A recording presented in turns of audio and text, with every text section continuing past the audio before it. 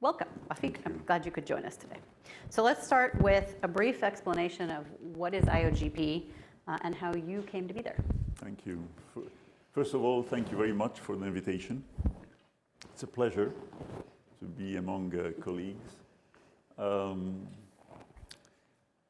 am a Total secondee in IOGP. So how many of you, I'd like it to be more interactive, this discussion with you all. So thank you, Melissa, for being the moderator. So how many of you have heard of IOGP? Okay, that's fine. So I noticed it's the French guy. yeah, the French, but it's not French. It's a non-profit association, about 50 years old, headquartered in the UK. Small team, we're about 50. A lot of them, or not a lot, but 10-15% are secondees, like myself. We have secondees from BP, Exxon, Equinor. Different companies rotate. And it's the International Association of Producers. We have NOCs, national oil companies also. And what IOGP does, it brings together the industry, the operators mainly, to collaborate on defining good practices for the industry, such as safety, energy transition, climate, environment, and all these kind of issues that you've been hearing about, the oil price going up, Europe, missing gas. So we're involved in all that kind of representing, we're the voice of the industry in such matters.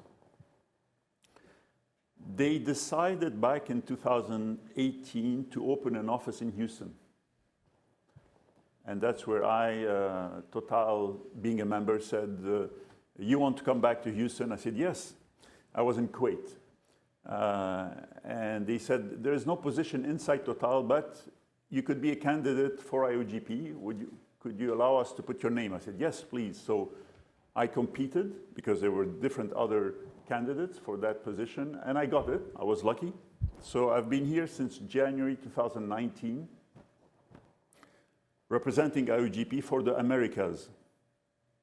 So again, and I'll explain a bit more what we do, but essentially, we really get the industry to collaborate. Elsewhere, they compete. It's a very fierce, competitive industry. Okay, we hear here in IOGP, they work together, which is not easy. So we're really in that kind of landscape of co-opetition, competition and collaboration. So I was a bit long to reply, but... No, that's perfect. Co-opetition is something we learned about in my business school days, so yes. So before IOGP, what was the most interesting role in your career? So again, how many of you are from the R&D ecosystem? TRL under 6 being pilot. So, okay, not bad. How many of you are in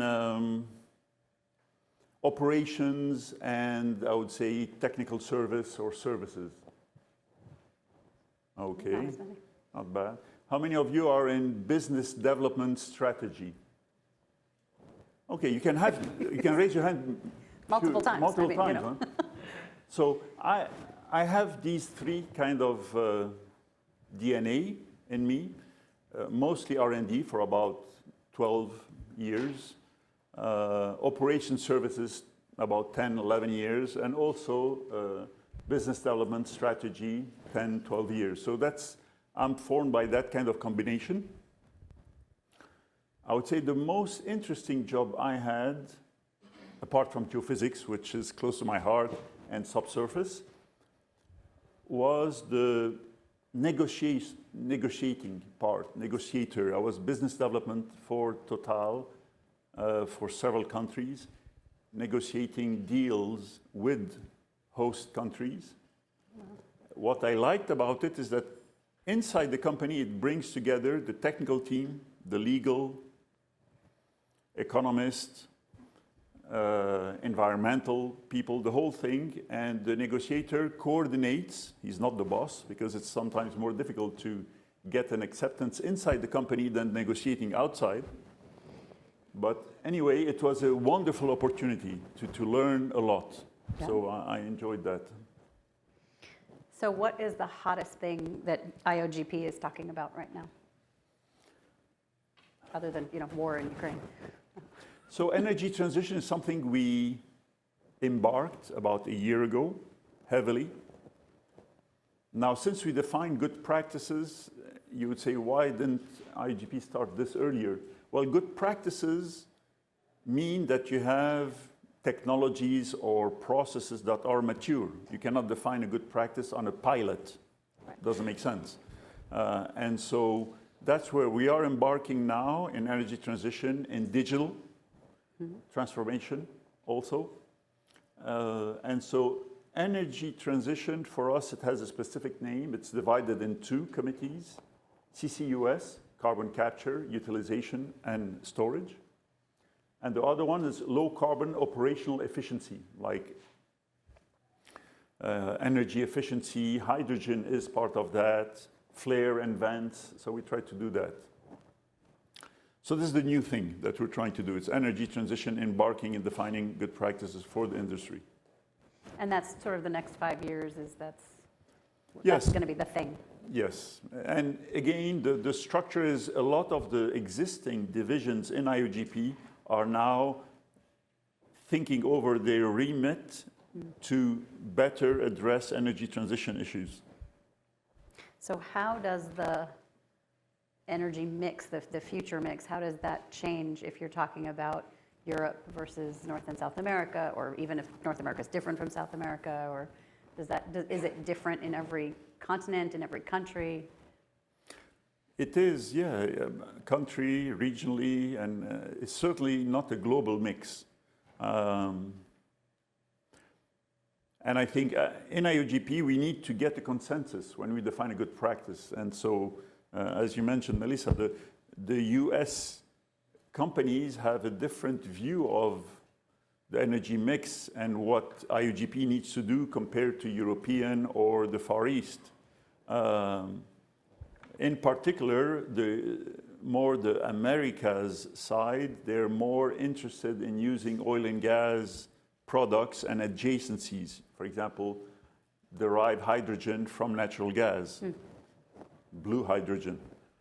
They're more interested in that. When you go to Europe, they're willing to go to electrification, solar panels, if you want offshore wind, things like that, and biofuels. Which is something you don't see a lot in US companies. So we need to find the intersection. But to go back to your point, yes, the energy mix is not at all the same as you move from one country to another, particularly from one region to another. I just had another one that occurred to me. Do you see nuclear coming back in the United States ever?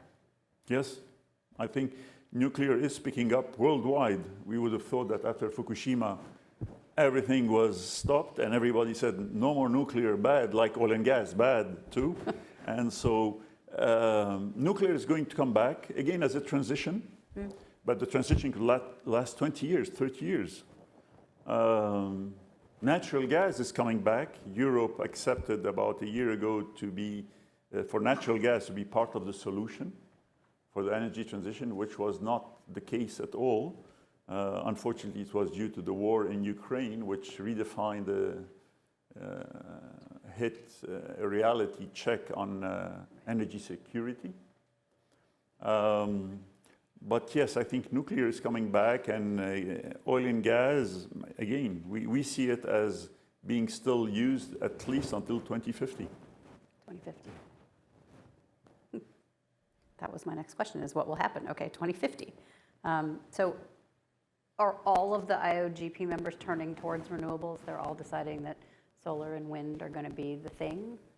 Not all of them. Not all. Clearly not the Americans. Not the Americans. And we don't deal yet with wind. Maybe in the near future we'll be shifting.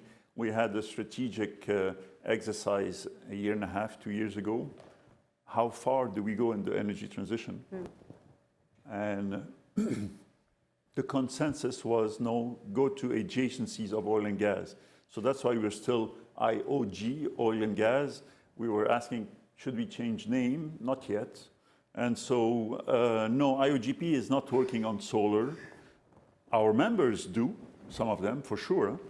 But yeah, the IOGP part is really focused on oil and gas and surrounding. CCUS is part of our remit. How many of the companies here are working on solar? One. All from the same company over there. Okay.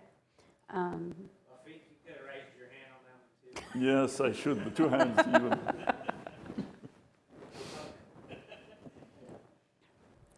So when we're looking at these companies that are moving to the renewables, how important is HPC, since that's what we're here to talk about, in tackling those challenges? Are they, and machine learning or artificial intelligence, since those are our buzzwords, are those what they're using for R&D, or are there other means? And that's more a personal, not really IOGP. Well, right. Yes, I think as we see, I mean, going back to the notion of geophysicists, geoscientists, and computers, they're intertwined, connected.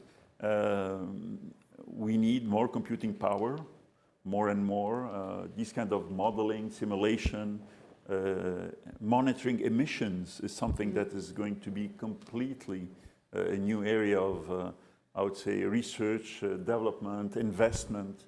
And so that will require a lot of HPC, AI, because there's so many amount of data that you'll need somewhere to get information out of that, and that's where AI can help.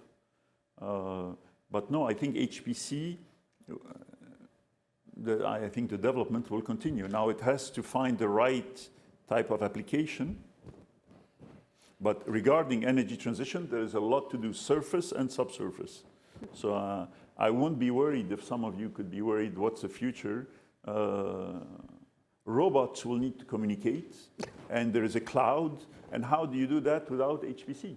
I don't know. I mean, right now you're not going to put HPC in each robot. So he'll have to connect with something somewhere. And so it'll require still a lot of computing power. Now, I don't know the quantum. I came a bit earlier.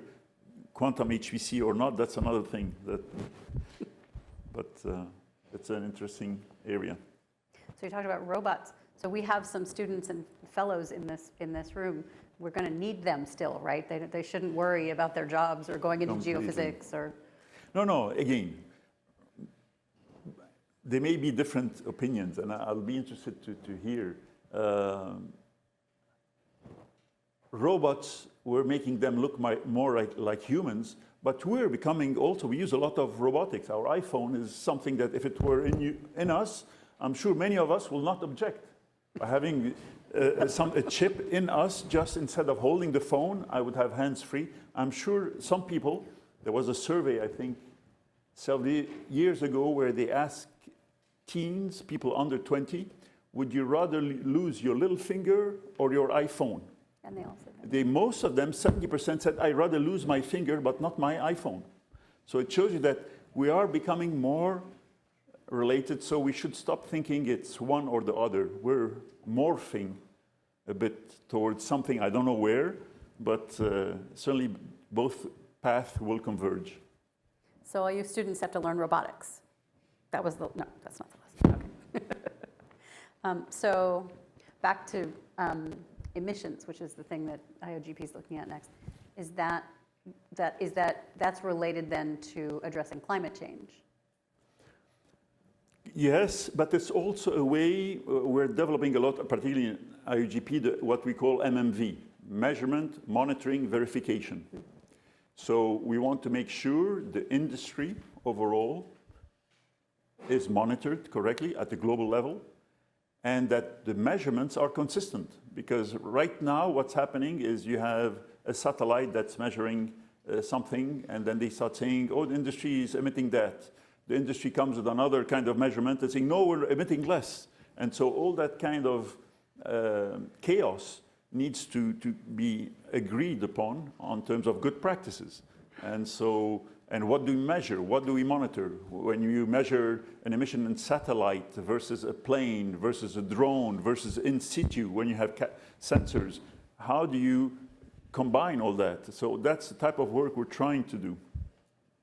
But emissions is a very important area. It's mostly methane, CO2, but you could have NOx, other type of lethal gases, the quality, the temperature. So it's something, again, that surface geophysics is going to develop tremendously. There you go.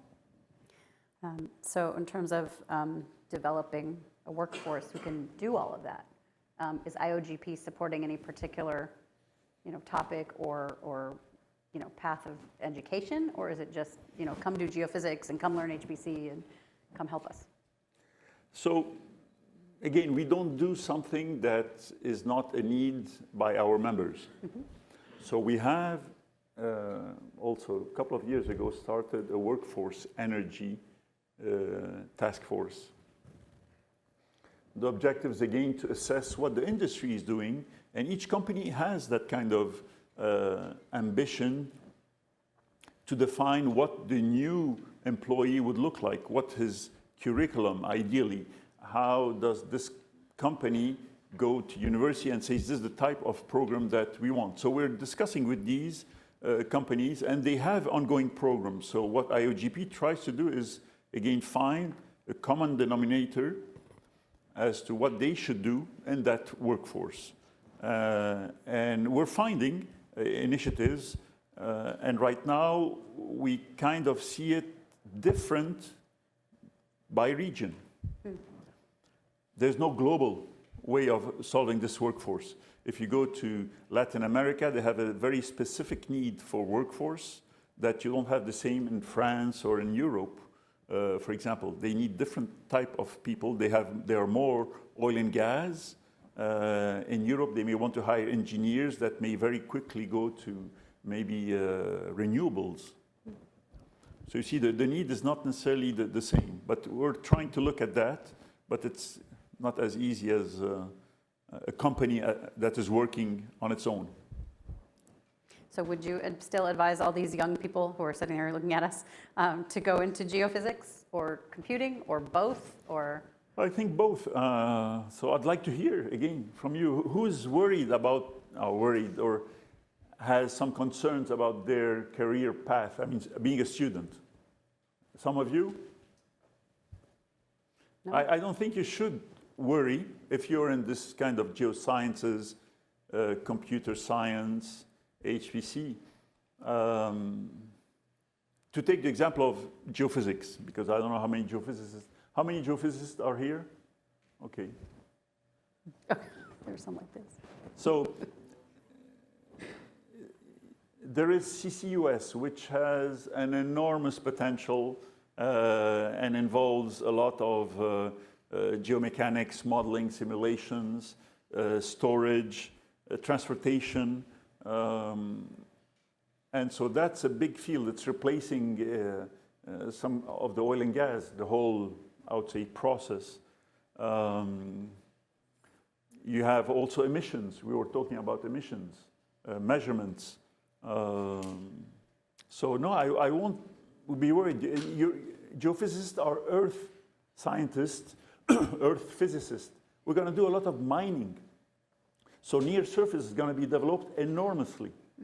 So this is part of geophysics. So this is also things that if you're interested, you could develop yourself. Yes? Yeah, at EHE last year, the CEO of Repsol made a comment in his keynote that even if all energy went completely renewable tomorrow, you'd still have to have 40% of the oil and gas capacity because the same molecule is used in all this plastic that's in all our clothing and everything else. Yes. And mining, we are completely underestimating the mining effort for renewables. Minerals, we don't have enough to get to net zero the way, I mean, some are thinking of getting to net zero by stopping oil and gas.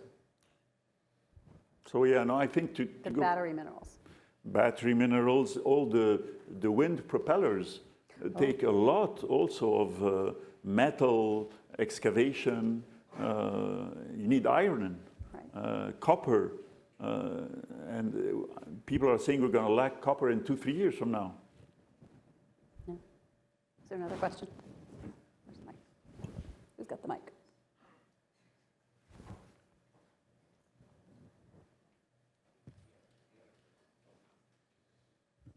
This is more of a comment.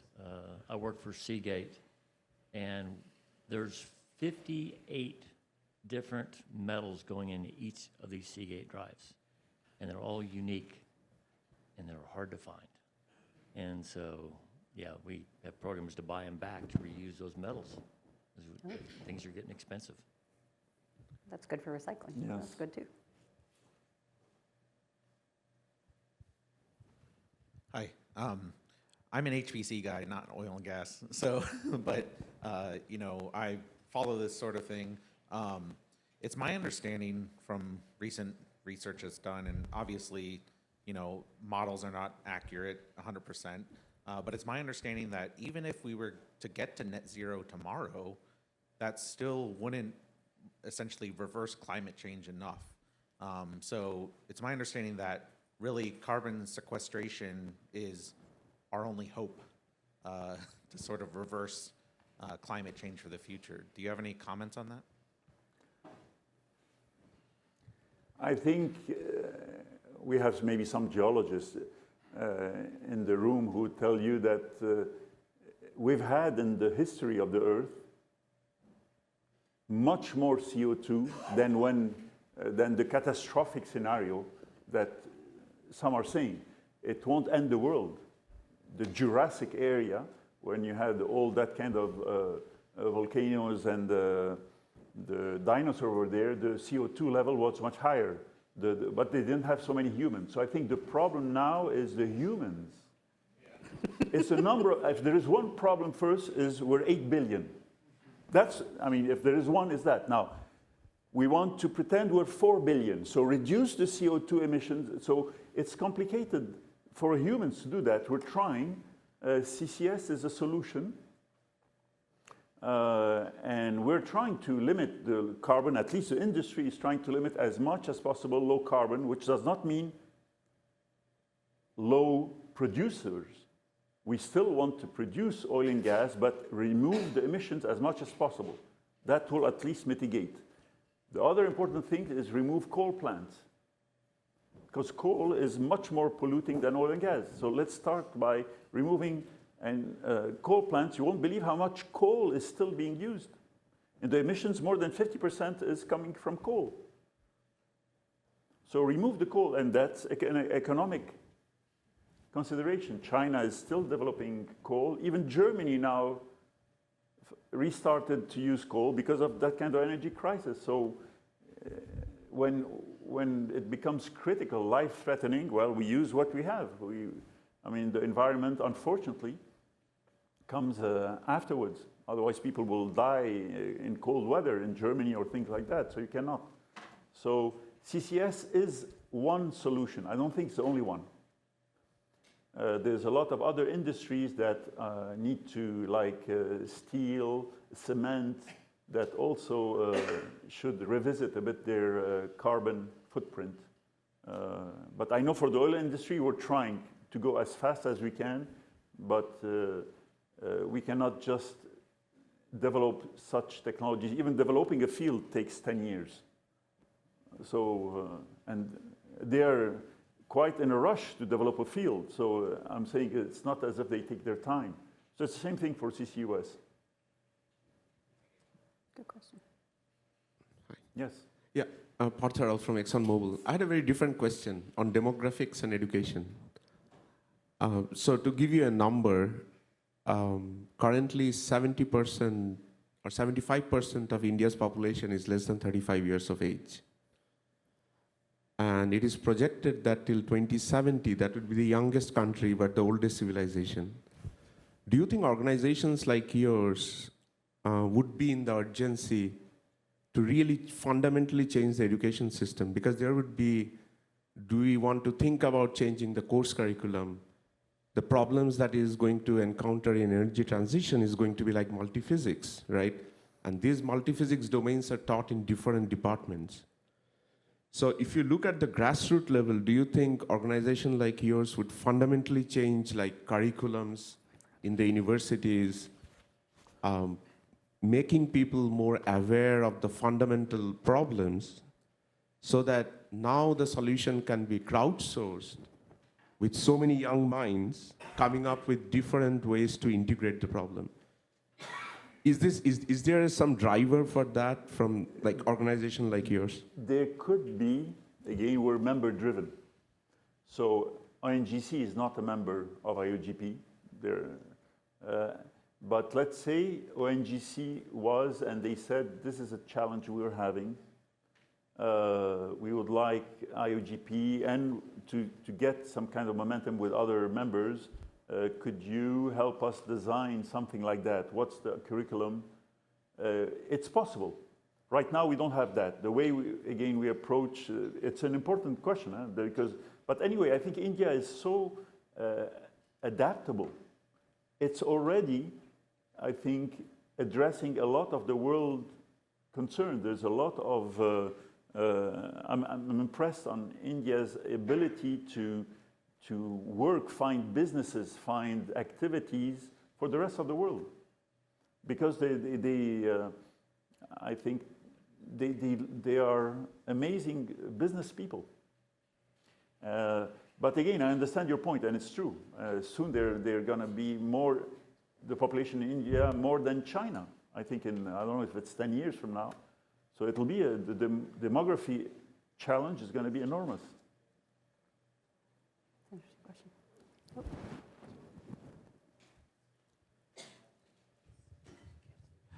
You said you're a small team, but you have an important role in shaping policies and working with the government.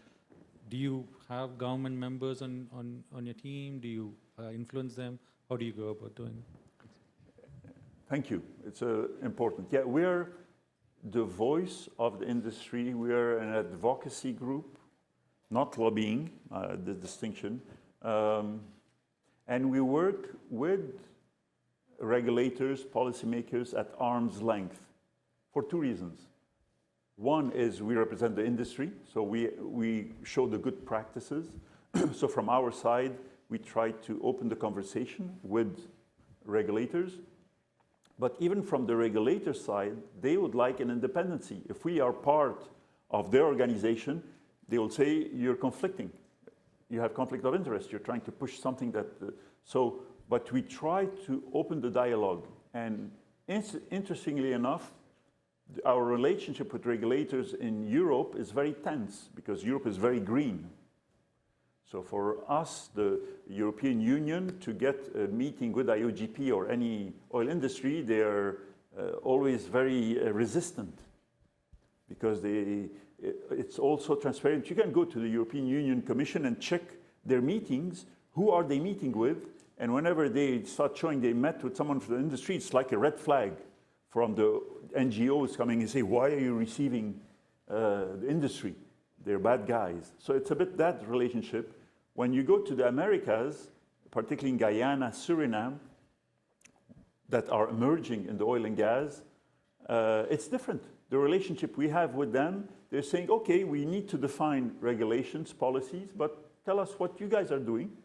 We'll take it, and we'll define our own regulation. So I think this is a healthier conversation because they can, on their own, take what we're doing, and good practices take 3-4 years to develop. It's not something that we just do, and we need to get each expert from oil companies, each of them saying, my technique is better than yours. And so you imagine a bit, the consensus is enormous. So once we get the good practice, it's not to change it every year. We like to keep it at least for several years. So that's what we try to put when we speak with regulators. This is how we derive, how do we use water coming from reservoir, the waste. How do we clean the water coming, production water, before we throw it in the sea? What process do we clean? This is an example, or in case of an oil spill or things like that. So yeah, our relationship is direct, but they are not members of IOGP, the regulation or the authorities. Other questions? Hi, Wafik. Hello, here. Yes. Yeah, I think you just alluded to it.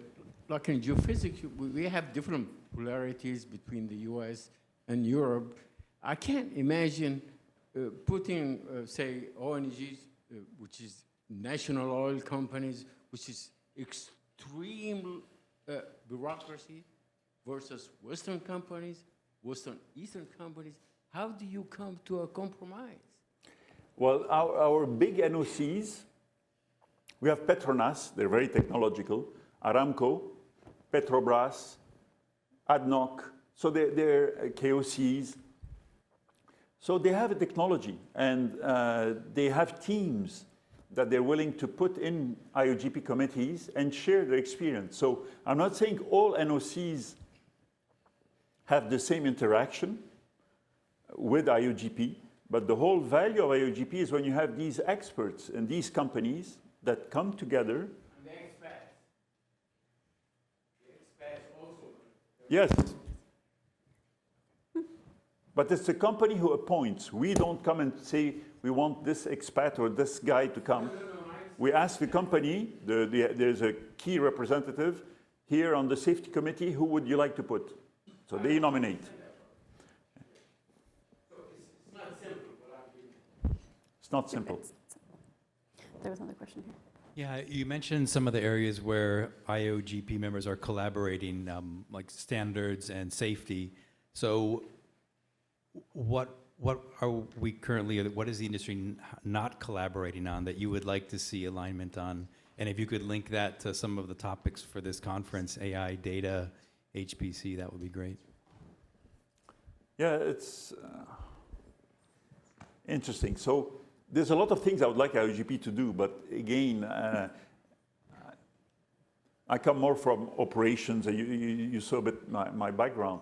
But IOGP will work on things that are of common interest by industry.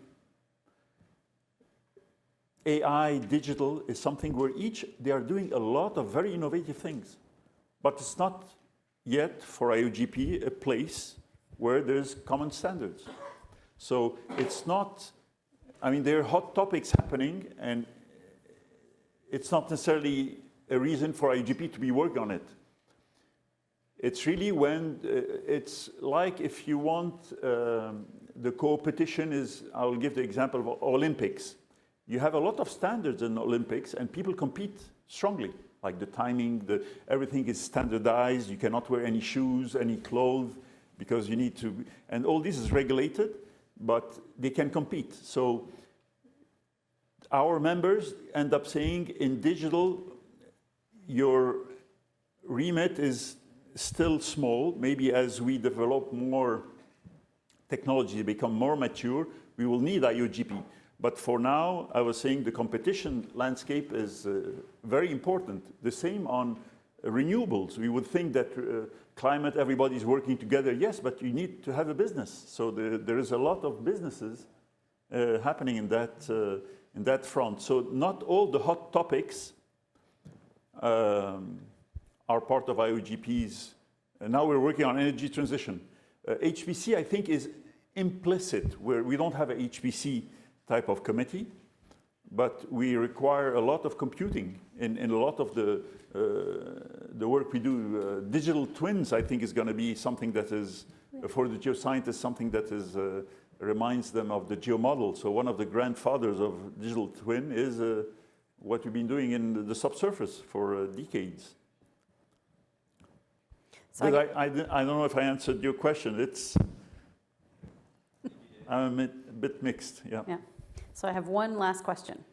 What do you want to do next in your career?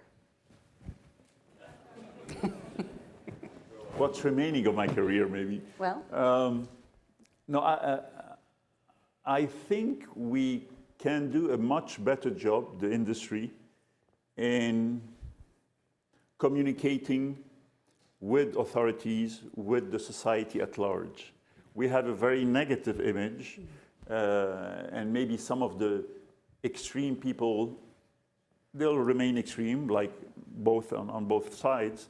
But I would like the next 3 years or so to be able to have a conversation with people from both extremes, to be willing to come in the middle. And because I think there is room, we don't communicate well. We think everybody's an engineer, so we speak as if they should understand, otherwise forget about it. And that's not necessarily the way we should do. We should really convince, understand where they're coming from.